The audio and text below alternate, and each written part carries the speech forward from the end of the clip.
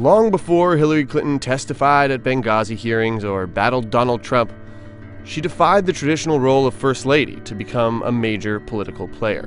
Anyone who knows my husband and knows me knows that we've been having this conversation about what should be done in this country for more than 20 years. He's the one who's elected. He's the one who has to make the final decision. But I care about what he does, and I care about what happens, and I want to participate. Her college classmates might have seen it coming.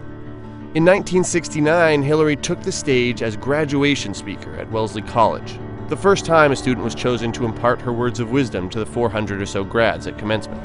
She is a major in political science and a candidate for the degree with honors.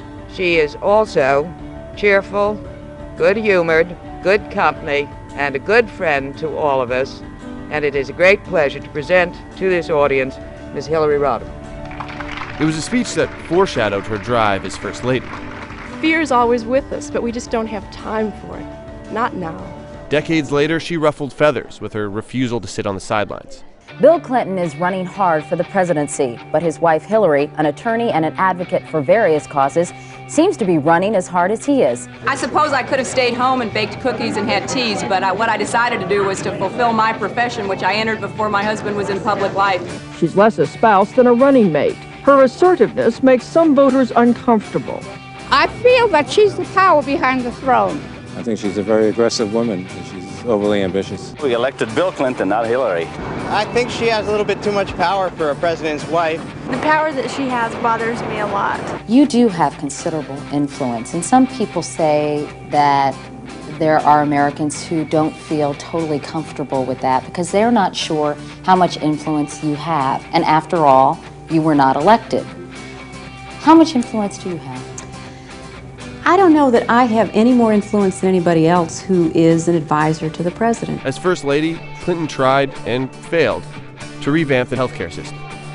I know from my own experiences and from the conversations I've been privileged to have with thousands of our fellow citizens across this country that something is wrong with our healthcare system and that it needs to be fixed. The critics of HillaryCare were just as vocal as those of Obamacare. And Clinton was criticized for trying to engineer her health care reform plan without input from Congress. Health care reform had been on life supports for weeks. Today it fell to Senate Majority Leader George Mitchell to officially pull the plug.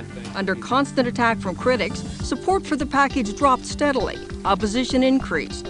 Key players say everyone is to blame for the death of health reform. The president, Mrs. Clinton, Democratic and Republican leaders in Congress. Your husband has had a tough time lately in terms of the public perception.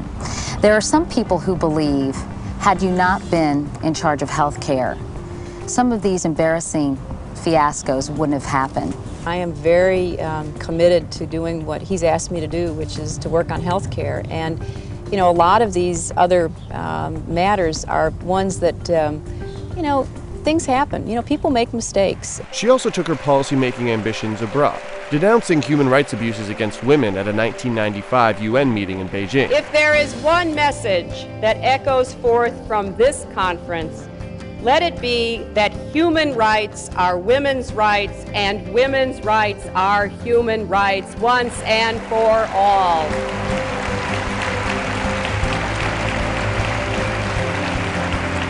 But Clinton's time as First Lady was also often marred by controversy, and her detractors covered everything from the political to the personal. With all of this talk of subpoenas, a key White House resignation over the weekend, a Republican suggesting impeachment, the president vigorously defending his wife, the core questions remain tonight. What is under investigation and why? The committee's report makes it clear this administration believed evasion and obstruction were more important than the truth. The administration was involved in a highly orchestrated effort to keep the facts from the American people in the intricate web of deceit and abuse of power that is Whitewater. I just wanted to comment that there has been one central figure that has been a major player in all three phases of this investigation, from the Vince Foster hours after his death to the Washington investigation to the events in Arkansas. And that one person has been Hillary Rodham Clinton. There was the Whitewater scandal, which led to an investigation by a special prosecutor into a series of real estate transactions long before the Clintons were in the White House. The question now, Was it ethical for Hillary Clinton and her law firm to represent the SNL before a state regulator appointed by her husband? Do you know of any money that could have gone from Madison to the Whitewater Project or to any of your husband's political campaigns? Absolutely not. I do not. And of course, there was her ever-scrutinized decision to stand by her husband, despite his affair with White House intern Monica Lewinsky. I did not have sexual relations with that woman. So if what you have heard is something you can believe, and if what the president has told the nation is the whole truth and nothing but the truth, right, then you'd have to agree that this is the worst and most damaging smear of the 20th century. The great story here, for anybody willing to find it and write about it and explain it, is this vast right-wing conspiracy that has been conspiring against my husband since the day he announced for president. In a deposition in January, I was asked questions about my relationship with Monica Lewinsky. While my answers were legally accurate, I did not volunteer information. Indeed, I did have a relationship with Miss Lewinsky that was not appropriate. She has been silent about this topic for months. Now Hillary Clinton is speaking out about the state of her marriage. The First Lady blamed her husband's problems on childhood abuse, saying everybody has some dysfunction in their family. They have to deal with it. You just don't walk away if you love someone. You help the person. Democratic pollster Mark Mellman says Mrs. Clinton's popularity has skyrocketed as America watches her handle a scandal that would tear most families apart. She's smiling, she's holding his hand. I mean, that takes a lot. I have a great deal of respect for Hillary Clinton. Hillary is hurting right now, and she needs all the support that she can get. Based on what you know now, 5 years after coming to Washington, the personal attacks, the political attacks, do you sit home at night and think it's worth it? It is worth it.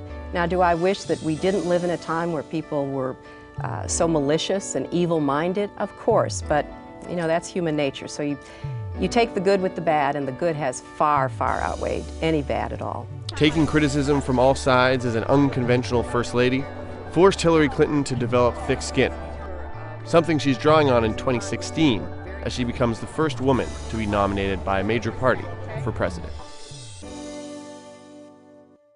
Hey, NBC News fans, thanks for checking out our YouTube channel. Subscribe by clicking on that button down here, and click on any of the videos over here to watch the latest interviews, show highlights, and digital exclusives. Thanks for watching.